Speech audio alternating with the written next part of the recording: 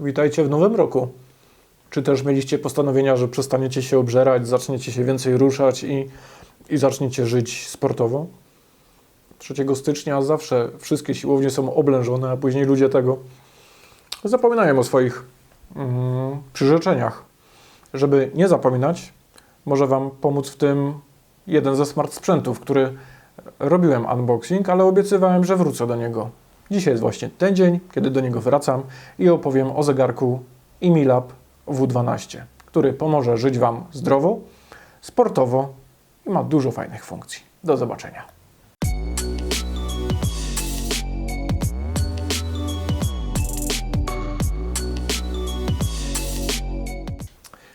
Obiecałem Wam, że wrócę do zegarka Imilab W12 po jakimś czasie, gdy będę wiedział, jak go się użytkuje i jak działa.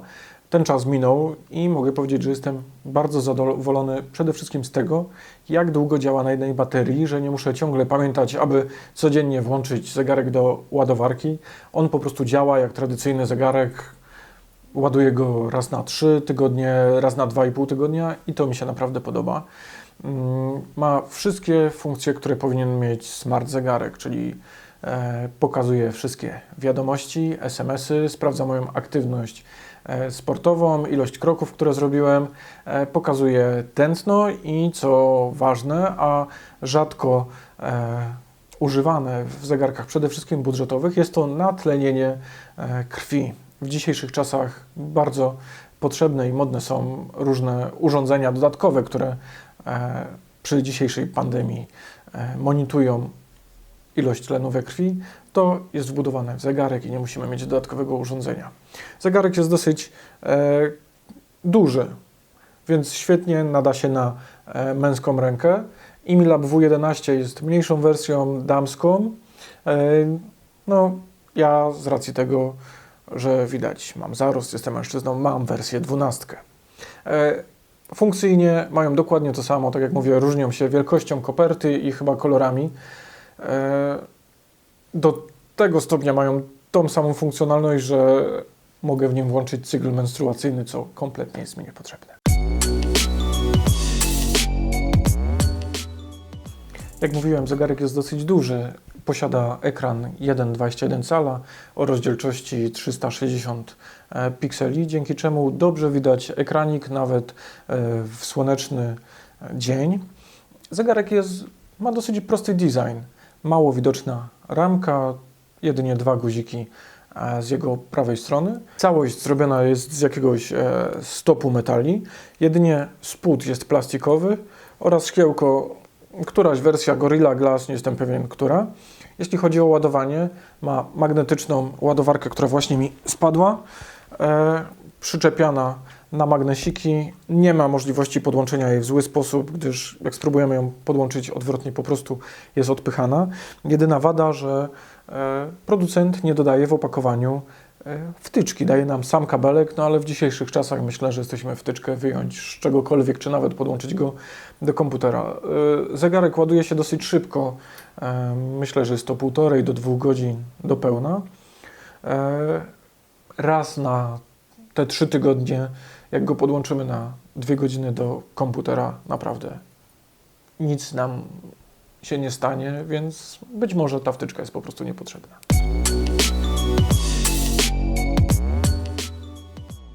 Jeśli chodzi o codzienne używanie, zegarek świetnie sprawdza się do normalnego sprawdzania godziny. Podnosząc rękę, wyświetla nam godzinę, nie musimy ustawiać żadnej dodatkowej opcji. Jeśli chodzi o sporty, być może ma troszkę za mało. Ma 13 wytypowanych dyscyplin sportowych. Są to, myślę, najbardziej popularne dyscypliny. Jeśli któraś z naszych dyscyplin nie łapie się w kanon tych zapisanych w zegarku, zawsze możemy użyć funkcji wolny ruch i wtedy zlicza każdą aktywność sportową. Tak jak mówiłem, natlenienie krwi też jest fajną funkcją używaną. Tak to jeszcze mierzy tętno, więc możemy sprawdzić, czy akurat nasz wysiłek nie poszedł na marne, czy nasze tętno wzrosło, przez co spalamy więcej kalorii. No i powiadomienia. Pokazuje powiadomienia ze standardowych aplikacji typu SMS, Facebook. Producent nie przewidział wszystkich komunikatorów, więc takie mniej popularne nie są obsługiwane. Na przykład Slack, którego my używamy w SmartMe, nie wyświetla wiadomości. Natomiast, no, tak jak mówię, najpopularniejsze Facebook, SMS-y, WhatsApp i co tam jeszcze sobie można wymyśleć, na pewno jest. Zegarek oczywiście ma mnóstwo tarcz do wyboru, ja jednak wolę tarczę klasyczną ze wskazówkami, gdzie widzę oprócz godziny na wskazówkach, na dole widzę godzinę cyfrowo, widzę ilość przemierzonych kroków, tętno, jeśli akurat w tym czasie się mierzy, zegarek leży na blacie, więc nie ma co mierzyć, oraz ilość baterii. No ja go dawno nie ładowałem, więc jak widać zostało 22%. Jeśli przewiniemy go, jeśli nie leży na ręce, to on się dużo szybciej wyłącza, żeby oszczędzać baterię. Jeśli go przewiniemy w dół, to widzimy wszystkie wiadomości, które danego dnia dostaliśmy. Możemy je oczywiście wyczyścić, aby mieć pusto. Jeśli damy na bok, widzimy nasze statystyki w takiej formie kołowej, wykresu kołowego. Następnie są statystyki tętna, natlenienie krwi, które możemy albo wymusić, aby w danym momencie się mierzyło, albo mierzy się automatycznie. Pogodę, statystyki snu z ostatniej nocy oraz sterowanie muzyką, jeśli akurat sparujemy zegarek z telefonem. W drugą stronę mamy do wyboru menu takie, do którego jesteśmy przyzwyczajeni być może u innych producentów zegarków, czyli tu są wszystkie te same opcje, które możemy osobno wyłuskać, ruszając zegarkiem w drugą stronę. I drugi guziczek służy typowo do sportów, czyli tak jak mówiłem, mamy 13 dyscyplin sportowych, bieg, chodzenie, ćwiczenie chodzenia, cyklistyka, alpinizm, spinning, yoga, gimnastyka, badminton, tenis stołowy, żeglarstwo, brzuszki i wolny ruch, czyli wszystkie inne sporty, które nie są zawarte w zegarku, możemy podpiąć pod wolny ruch.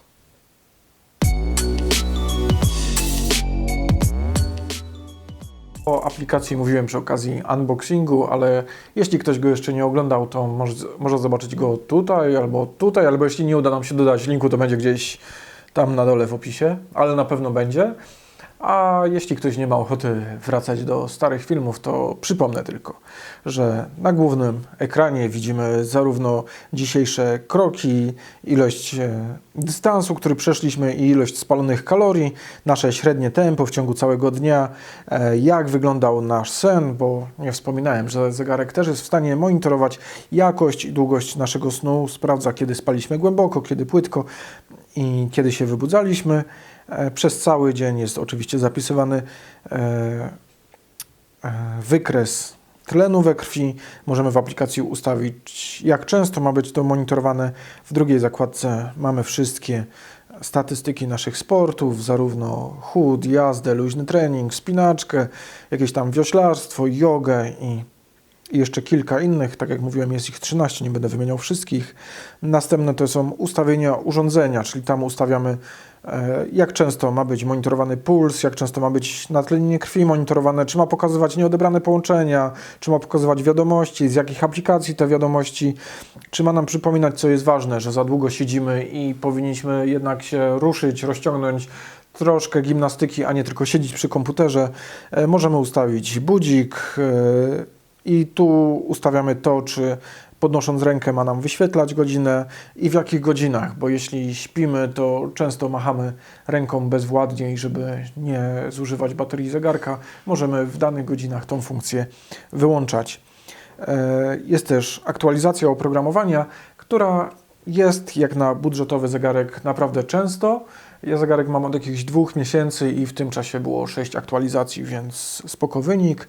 No i ostatnia zakładka to są nasze dane osobowe, czyli możemy dopisać nasz plan treningowy, ile planujemy zrobić kroków. Cykl fizjologiczny to jest to coś dla kobiet, o czym wspominałem na początku. Dostęp przez inne aplikacje, czyli na przykład Google Fit, czy używamy jeszcze zupełnie czegoś innego, też możemy to dodać. No i w przypadku telefonów Xiaomi trzeba oczywiście pododawać uprawnienia, ustawienia systemowe i możemy sprawdzić, czy zgłosić powszechne problemy z aplikacją i producent deklaruje, że je naprawi.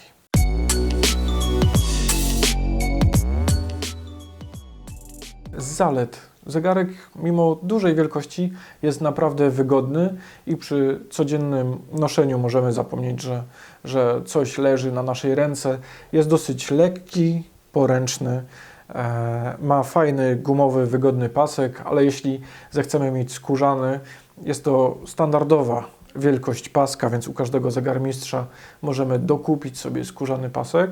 A jeśli dobrze poszukacie wśród sprzedających zarówno na aukcjach czy chińskich portalach, często zdarza się, że jest dodawany drugi pasek, czy w innym kolorze, czy właśnie skórzany. Wystarczy dobrze poszukać.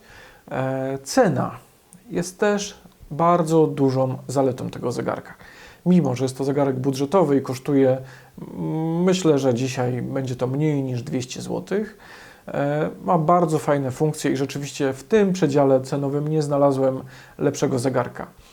Nie ma płatności zbliżeniowych, co może komuś przeszkadzać, nie ma wbudowanego GPS-a, nie ma wbudowanej karty eSIM, czyli rozmawiania za pomocą zegarka, ale rzeczywiście ma być to zegarek budżetowy do codziennej używalności z podstawowymi funkcjami i w tym sprawdza się naprawdę świetnie. Jeśli miałbym wspomnieć o wadach tego zegarka, nie zawsze przesyła dane do Google Fit na przykład, muszę synchronizować go ręcznie, nie wykrywa automatycznie aktywności sportowej. Trzeba zawsze pamiętać, aby włączyć, wybrać kategorię sportu i dopiero zacząć ją uprawiać.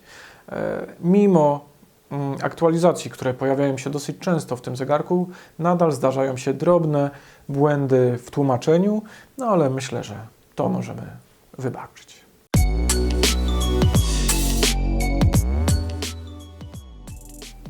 Podsumowując, fajny, budżetowy zegarek dla ludzi, którzy nie uprawiają sportu zawodowo i nie potrzebują mieć jakiejś mega dokładności, nie potrzebują biegać po mieście bez telefonu, bo zegarek nie ma wbudowanego GPS-a. Za to jest tani, więc może być na przykład naszym drugim zegarkiem, który używamy na co dzień jak zwykłego, standardowego zegarka, dzięki temu, że ta bateria trzyma, i powtórzę to jeszcze raz, bardzo, bardzo długo i nie musimy pamiętać o ładowaniu. Zegarek jest ładny, estetyczny, pasuje zarówno do stroju sportowego, jak i przy marynarce też wygląda dosyć fajnie. No i co? Jest tani, więc można go używać i nie bać się, że go zgubimy, zniszczymy, czy po prostu nam się zużyje. W tym nowym roku zapraszam Was do aktywności sportowych, ale również subskrypcji, lajkowania i zaglądania na stronę SmartMe. Do zobaczenia w następnym filmie. Pozdrawiam Was, Krzysiek.